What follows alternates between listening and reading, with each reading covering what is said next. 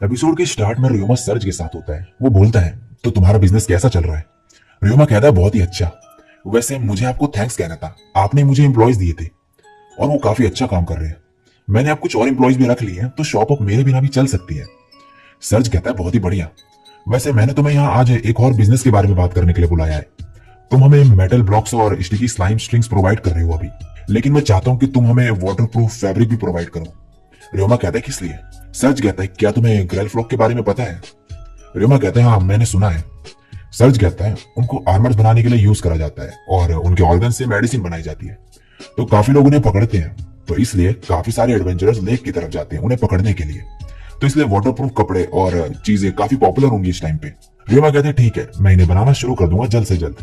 Surge कहता है, thank you very much. अब नेक्स्ट सीन में रियोमा अपने स्लाइम्स को आयन खिला रहा होता है और एलियारिया उससे इसका रीजन पूछती है। वो कहता है, मुझे लगता है कि अगर मैं स्लाइम को आयन खिलाऊंगा तो ये मेटल स्लाइम में कन्वर्ट हो जाएंगे। बस एक्सपेरिमेंट कर रहा हूं मैं एक। रियोमा माइन में जा रहा होता है वो वाटरप्रूफ फैब्रिक बनाने के लिए, जो सर्ज ने उसे बोला था, क्योंकि वहां पे वो आराम से बना सकता है इसे। एलियारिया जो है वो भी उसके साथ आने को कहती है। और अब नेक्स्ट सीन में ये माइंस में होते हैं। एलियारिया यहाँ पे अपने वायलिन प्रैक्टिस करने आई होती है, जिससे वो बिना किसी को परेशान करे अपनी प्रैक्टिस कर सके। रियोमा कहता है, मुझे तो पता ही नहीं था कि तुम वायलिन भी बजाती हो। एलियारिया बताती है कि मैंने तुम्हें लिमर बर्ड्स के बारे में बताया था ना, जो लेक के पास आती है। उन्हें पकड़ने के लिए मेरा म्यूजिक बजाना जरूरी है। लिमर बर्ड एक दूसरे से सॉन्ग के जरिए बात करते हैं, तो अगर उन्हें म्यूजिक पसंद आया तो उनके साथ टेमिंग कॉन्ट्रैक्ट बनाना आसान होगा। तो मैं जितना हो सके उतना ही प्रैक्टिस करूंगी। तुम अपना काम करो और मैं अपनी प्रैक्टिस करती हूँ।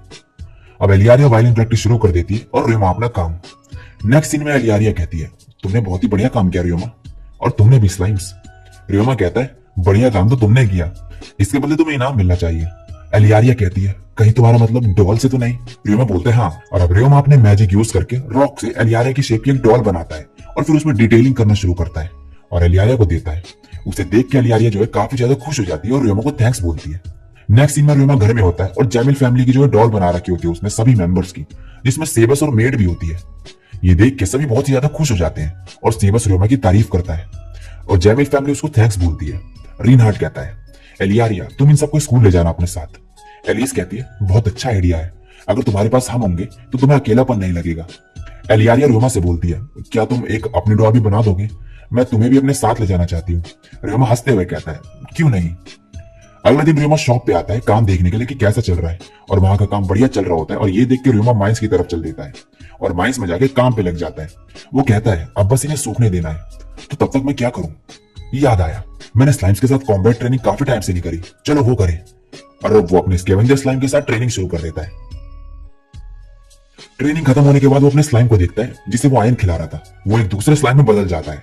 वो उसे उठाता है और कहता है, तुम बाकी मेटल स्लाइम की तरह ही हो, मगर थोड़े अजीब हो उनसे। और वो उसपे मॉन्स्टर अप्रेजल यूज करता है और कहता है, एक आयन स्लाइम? शायद आयन खाने की वजह से ऐसा हुआ।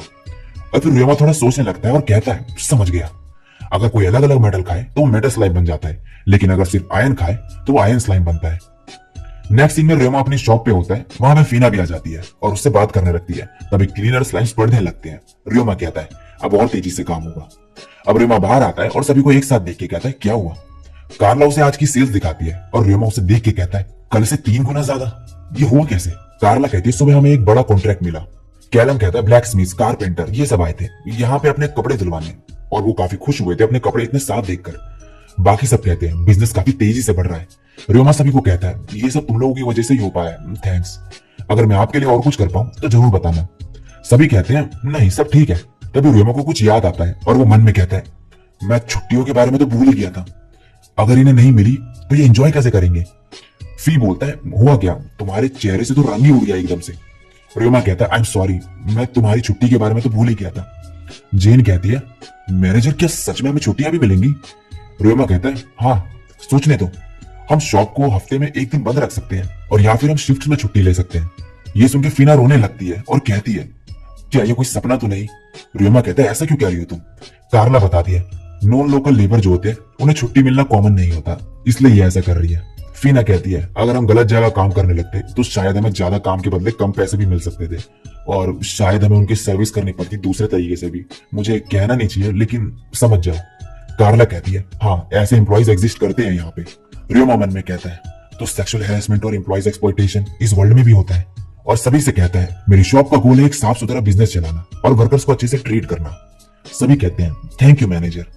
तभी सैलमा आके कहती है हेलो, खाना तैयार है। सभी कहते हैं हमें खुशी होगी अगर आप भी हमारे साथ खाना खाओ मैनेजर। रियोमा कहता है ठीक है फिर। अब नेक्स्ट सीन में रियोमा गिल्ड में आया हुआ होता है और वहां पे मेलिन उसके काम की तारीफ करती है। रियोमा जॉब ढूंढने जा रहा होता है, तभी मेलिन कहती है जाने से पहले मैं कुछ बताना चाहती हूँ जो शायद तुम्हें पसंद आए। एक एडवेंचरर्स का ग्रुप है दूसरे टाउन का, पियर ऑफ सिकम। उन्होंने एक रेयर ब्रीड पकड़ी है स्लाइम की। रियोमा कहते क्या कहा, मुझे सारी डिटेल्स चाहिए। मेलिन कहती है वो टेमर्स गिल्ड में गए थे उसे बेचने के लिए, लेकिन उन्होंने इस स्लाइम को खरीदा नहीं। तो क्या तुम्हें ये चाहिए? रियोमा कहते हैं हाँ। अब रियोमा मेलिन से पूछता है कि वो लोग कहां पर है, और नेक्स्ट सीन में पहुंच जाता है ये उसी लोकेशन पे और अंदर जाके देखता है ग्रुप को। वो उनके पास जाके कहता है क्या आप लोग पियर ऑफ सिकम है? वो कहते हैं हाँ, और तुम कौन हो? रियोमा खुद को इंट्रोड्यूस करते हुए कहता है मैं एक टेमर और एडवेंचरर हूं तुम्हारी तरह। वो कहते हैं क्या, लेकिन तुम तो बहुत छोटे हो। तभी एक बंदा जिसका नाम सीन है कहता है तुम एडवेंचरर नहीं, तुम एक बच्चे हो। दूसरा बंदा कहता है सॉरी, ये बस अच्छे मूड में नहीं है।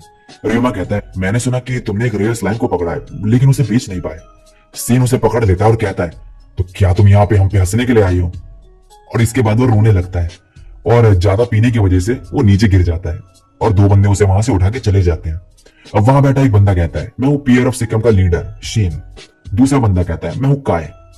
वो कहता है फिर तुम यहाँ क्यों आई हो? रियोमा कहता है मैं यहाँ पे तुमसे जो स्लाइम पकड़ा है तुमने उसको खरीदने के लिए आया हूँ। वो कहते हैं लेकिन क्यों? रियोमा कहता है मैं डिफरेंट डिफरेंट स्लाइम को पकड़ के उन पे स्टडी करता हूँ, तो इसलिए अगर कोई रेयर स्लाइम हो तो मैं उसे खरीदना चाहूंगा। शीन कहता है हमारे पास है एक रेयर स्लाइम। रियोमा कहता है कितने में दोगे?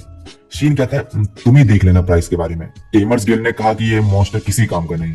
रियोमा कहता है मैं प्राइस सेट करने से पहले स्लाइम देखना चाहूंगा, अगर ये कोई अलग टाइप का हुआ तो मैं एक्स्ट्रा पैसे दे दूंगा।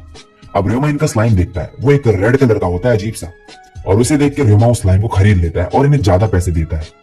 लेकिन वो पैसे लेने से मना कर देते हैं इतने ज्यादा। लेकिन रियोमा कहता है कि तुम्हारी वजह से मुझे एक डिफरेंट ब्रीड का स्लाइम मिला है तो रख लो ये, और वो फिर पैसे रख लेते हैं और रियोमा को थैंक्स करते हैं।